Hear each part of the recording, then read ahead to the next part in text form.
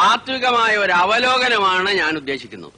ഒന്ന്, വിഘടനവാദികളും പ്രതിക്രിയാവാദികളും പ്രഥമദൃഷ്ട്യാ അകൽച്ചയിലായിരുന്നെങ്കിലും അവർക്കിടയിലുള്ള അന്തർധാര സജീവമായിരുന്നു എന്ന് വേണം കരുതാൻ. ഒന്ന്, ബൂർഷ്വാസികളും തക്കം പാർത്തിരിക്കുകയായിരുന്നു. അങ്ങനെയാണ് തെരഞ്ഞെടുപ്പ് നമുക്ക് പ്രതികൂലമായി ഭവിച്ചത്. അതാണ് പ്രശ്നം. മനസ്സിലായില്ല. അതായത് വർഗാധിപത്യവും കൊളോണിയലിസ്റ്റ് ചിന്താസരണികളും റാഡിക്കലായിട്ടുള്ള ഒരു മാറ്റമല്ല. ഇപ്പൊ മനസ്സിലായോ എന്തുകൊണ്ട് നമ്മൾ തോറ്റു എന്നുള്ളത്? ലളിതമായിട്ടൊക്കെ പറഞ്ഞാൽ എന്താ? ഈ പ്രതിക്രിയാവാദകവും കൊളോണിയലിസവും എന്നൊക്കെ പറഞ്ഞ് വെറുതെ കൺഫ്യൂഷൻ ഉണ്ടാക്കുന്നതിനാ. ഉത്തമം ഉണ്ടാതിരിക്കും. സ്റ്റഡി ക്ലാസ്സിലൊന്നും കൃത്യമായി വരാത്തതുകൊണ്ടാണ് നിനക്കൊന്നും മനസ്സിലാവാത്തത്. കോട്ടപ്പള്ളിക്ക് മനസ്സിലായോ? എങ്കിലും ഒന്ന് പറഞ്ഞു തന്നാട്ടെ, നമ്മൾ എന്തുകൊണ്ട് തോറ്റു? കുമാരപിള്ള സാറ് നമ്മുടെ താത്വിക ആചാര്യനാണ്. തൽക്കാലം അദ്ദേഹം പറയുന്നത് നമ്മൾ കേട്ടാ മതി. എടോ ഉത്തമ, ഉൾപാർട്ടി ജനാധിപത്യം അനുവദിച്ചിട്ടുണ്ട്, ശരിയാ. നമ്മളെല്ലാവരും ഒരുമിച്ചിരുന്ന് ദിനേശ് വേടി വലിക്കുന്നതും അതുകൊണ്ടാണ്. എന്നുവെച്ച് പാർട്ടിയിലെ ബുദ്ധിജീവികളെ ചോദ്യം ചെയ്യരുത്. മനസ്സിലായോ? ഒരു കാര്യം ഞാൻ പറയട്ടെ. പറയൂ. നമ്മുടെ പാർട്ടിക്ക് അടിത്തറയില്ല. പണ്ടൊക്കെ നമ്മുടെ പാർട്ടി എന്ന് പറഞ്ഞാൽ നാട്ടിൽ ആരെങ്കിലും മരിച്ചാൽ അവിടെ ഓടിയെത്തി വിറക് വെട്ടിക്കൊടുക്കും, കുഴി വെട്ടിക്കൊടുക്കും. ഒരു വീട്ടിൽ ഒരു കല്യാണം വന്നാൽ ആദ്യാവസാനം നമ്മളവിടെ ഉണ്ടാവും. ഡോക്ടറെ വിളിക്കാനും രോഗിയെ ആശുപത്രിയിൽ എത്തിക്കാനും മുൻപന്തിയിൽ കാണും. ഇപ്പോഴതൊന്നും ഇല്ല. അതുകൊണ്ടാണ് ഞാൻ പറഞ്ഞത് RDPക്ക് അടിത്തറ ഇല്ലെന്ന്. നിങ്ങളോട് അവിടെ ഇരിക്കാനാണ് പറഞ്ഞത്. അച്ചടക്കമില്ലാതെ പെരുമാറിയാൽ അറിയാലോ, ഞങ്ങളത് പഠിപ്പിക്കും. ക്രിയാത്മകമായ ഈ ചർച്ചയിലൂടെ ഉരുത്തിരിഞ്ഞു വന്ന ഒരു കാര്യം ഞാൻ പറയാം. ഒന്ന്, INSP, അതായത് നമ്മുടെ പ്രധാന എതിരാളി. അവരിൽ ചില കൊള്ളാമെന്ന ചെറുപ്പക്കാർ രംഗത്ത് വന്നിട്ടുണ്ട്. ആളുകൾക്ക് അവരോട് വലിയ മതിപ്പാ. ആ മതിപ്പ് പൊളിക്കുകയാണ് നമ്മൾ ചെയ്യേണ്ടത്. വളരെ കറക്റ്റ്.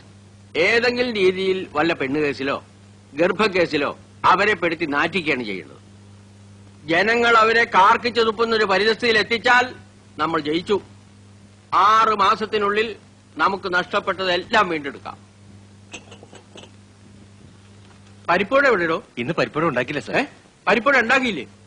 പരിപ്പൂടയും ചായയും ബീഡിയുമാണ് ഞങ്ങളുടെ പാർട്ടിയുടെ പ്രധാന ഭക്ഷണം. തനിക്ക് അറിഞ്ഞൂടെ? എടുക്ക പോയി പരിപ്പൂട ഉണ്ടാക്കി കൊണ്ടുവരാ.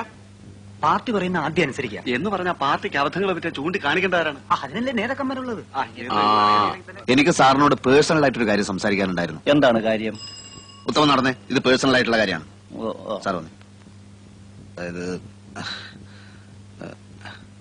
എന്താണ്? വീട്ടിൽ നിന്ന് ഭയങ്കരമായിട്ട് നിർബന്ധിക്കുന്നു. എന്തിന്? ഞാൻ പെണ്ണെട്ടണത്രേ. പെണ്ണ് കിട്ടാനോ? അയ്യേ, തനിക്കൊരു ബ്രൈറ്റ് പൊളിറ്റിക്കൽ ഫ്യൂച്ചർ ഞാൻ കാണുന്നുണ്ട്. ഭാര്യയും കുടുംബമൊക്കെ അതിന് തടസ്സാണ്. അച്ഛൻ ഒരേ പിടിപിടിക്കുകയാണ്. കോട്ടപ്പള്ളി, പാർട്ടിക്കുന്ന ആവശ്യം കെട്ടുപാടുകളും മറ്റുത്തരവാദിത്തങ്ങളും ഇല്ലാത്ത ഒരു നേതൃനിരയാണ്.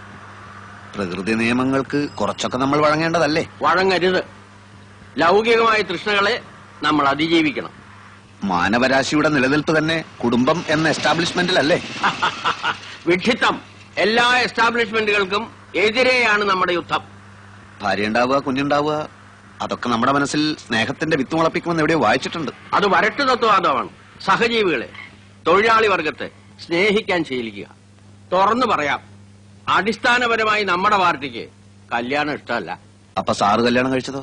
അതിൽ ഞാൻ ഇന്ന് ഖേദിക്കുന്നു. എന്നാ പിന്നെ ഇപ്പൊ ഭാര്യ ഉപേക്ഷിക്കരുതോ? തന്റെ കാര്യമാണ് നമ്മളിപ്പോ ഡിസ്കസ് ചെയ്യുന്നത്.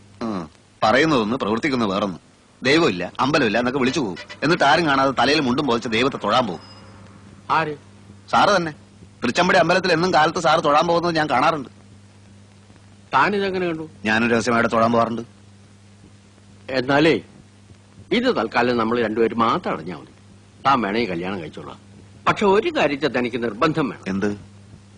നമ്മുടെ പാർട്ടി നയങ്ങളെയും ആദർശങ്ങളെയും ബഹുമാനിക്കുന്ന ഒരു പെൺകുട്ടിയെ വേണം കല്യാണം കഴിക്കാൻ. അത് 100% ഞാൻ ഉറപ്പ് വരുന്നു. എന്നാ all the best. Thank you.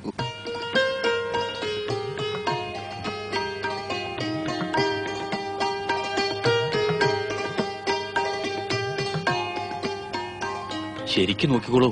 അപ്പൊ പറഞ്ഞൊക്കെ ഓർമ്മയുണ്ടല്ലോ, പാർട്ടിക്കാര് മിണ്ടരുത്, വക്കീലാണ് കോടതി പോകും നോക്കിയാ പറഞ്ഞിട്ടുള്ളത്. അങ്ങനെ നുണ പറയേണ്ട കാര്യമൊന്നും എനിക്കില്ല. എന്താ? ഒന്നുമില്ല, ചില കോടതി കാര്യങ്ങൾ പറയായിരുന്നു. അല്ല, റവല്യൂഷണറി ഡെമോക്രാറ്റിക് പാർട്ടിയിലെ ഒരു ബുദ്ധിജീവിയാണ് ഞാൻ.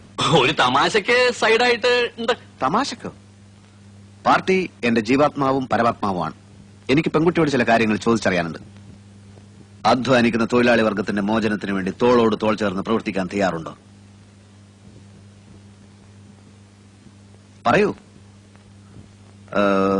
വേണ്ട, ഞാൻ തയ്യാറെടുപ്പിച്ചോളാം. കുട്ടിയുടെ സാമൂഹ്യ ബോധം എനിക്കൊന്ന് പരിശോധിക്കണം. ബൂർഷാസി കം സലീം എന്ന് പറയുന്ന പുസ്തകം വായിച്ചിട്ടുണ്ടോ? അല്ലെങ്കിൽ down trodden a question mark, അഡിൽ സക്സലിയുടെ പുസ്തകം? അതുമല്ലെങ്കിൽ ദാസ് ക്യാപിറ്റൽ? എന്താ വായനാശീലം ഇല്ലേ? അതൊക്കെയുണ്ട്. മംഗളം വാരികയിലും മനോരമയിലും വരുന്ന മിക്ക നോവലുകളും ഇവിടെ ഞങ്ങൾ എല്ലാവരും വായിക്കാറുണ്ട്. അത്രേ ഉള്ളൂ. ശരി, വായിച്ച നോവലുകളിൽ ഏറ്റവും ഇഷ്ടപ്പെട്ട നോവൽ ഏതാണ്? ഏതാ മോളെ? അത് ഏതായാലും പറഞ്ഞേക്ക്. ഏറ്റവും ഇഷ്ടപ്പെട്ടത് മനോരമയിലെ ഹവ ബീച്ച്. ഹവാ ബീച്ചോ? അതെന്ത് ബീച്ചാണ്? അതേതെങ്കിലും ഫോറിൻ ബീച്ച് ആയിരിക്കും. കോട്ടയം പുഷ്പനാഥനെയും മാത്യു മറ്റത്തിനെയും മോൾക്ക് വലിയ ഇഷ്ടാ. ഇഷ്ടം എന്ന് പറഞ്ഞാൽ അത് സാരമില്ല. എനിക്ക് ചില നിബന്ധനകൾ മുമ്പോട്ട് വെക്കാനുണ്ട്. കല്യാണത്തിന് ആർഭാടങ്ങളൊന്നും പാടില്ല. ഞങ്ങളുടെ പാർട്ടി ഓഫീസിൽ വെച്ച് വളരെ ലളിതമായ ഒരു ചടങ്ങ്. ഞാനൊരു രക്തഹാരം അങ്ങോട്ടണിയിക്കും, കുട്ടി ഒരു രക്തഹാരം ഇങ്ങോട്ടണിയിക്കും. അതിനുശേഷം അരമണിക്കൂർ നേരം ഞങ്ങളുടെ പാർട്ടി പ്രവർത്തകർ ഞങ്ങളുടെ പാർട്ടി സൂക്തങ്ങൾ ഉറക്കെ ചൊല്ലും. പിന്നെ ഒരു ഗ്ലാസ് നാരങ്ങ വെള്ളം. ചടങ്ങ് തീർന്നു. ഞാൻ അധികവും അണ്ടർഗ്രൗണ്ടിലായിരിക്കും, ഒളിവിൽ. ശ്രീമാൻ തോപ്പിൽ ഭാസിയുടെ ഒളിവിലെ ഓർമ്മകൾ വായിച്ചിട്ടില്ലേ? അതുപോലൊരു ജീവിതമായിരിക്കും മിക്കപ്പോഴും. NSP ഞങ്ങളെ വേട്ടയാടുകയാണല്ലോ. ചിലപ്പോൾ ലോക്കപ്പിലോ ജയിലിലോ ആയെന്ന് വരാം. ഒരു വിപ്ലവകാരിയുടെ ഭാര്യ എന്തും സഹിക്കാൻ പ്രാപ്തയായിരിക്കണം. ചിലപ്പോൾ കുട്ടി വെടിയുണ്ടകൾ നേരിടേണ്ടി വന്നേക്കാം. അപ്പോൾ വിരിമാർ കാണിച്ചു കൊടുക്കേണ്ടി വരും. മോളകത്തേക്ക് വെക്കോ. അച്ഛൻ നേരം നീ വന്നേ. താനൊരു ഭ്രാന്തനെയാണോ എന്റെ മോക്ക് ഭർത്താവായി കൊണ്ടുവന്നിരിക്കുന്നത്? എന്നോട് ക്ഷമിക്കണം, ഇത്രയും ഞാൻ പ്രതീക്ഷിച്ചില്ല. എത്രയും പെട്ടെന്ന് അവനെ പിടിച്ചോണ്ട് പോയില്ലെങ്കിൽ നല്ല ചുട്ട അടി കിട്ടും. പറഞ്ഞേ. അയ്യോ വേണ്ട വേണ്ട, ഇപ്പൊ പോയേക്കാം. എന്നിട്ടേ പോവാ. എന്റെ നിർദ്ദേശങ്ങളുടെ പ്രതികരണം പറഞ്ഞില്ല. പ്രതികരണം അറിയാൻ കാത്തു നിന്നാൽ കുഴപ്പം ചെയ്യും. അല്ലെ, എന്നാലും എണീക്കാനല്ലേ പറഞ്ഞത്? അതൊക്കെ പോണ വഴിക്ക് പറഞ്ഞുതരാം. ഇനി ഇവിടെ നിൽക്കണ്ട.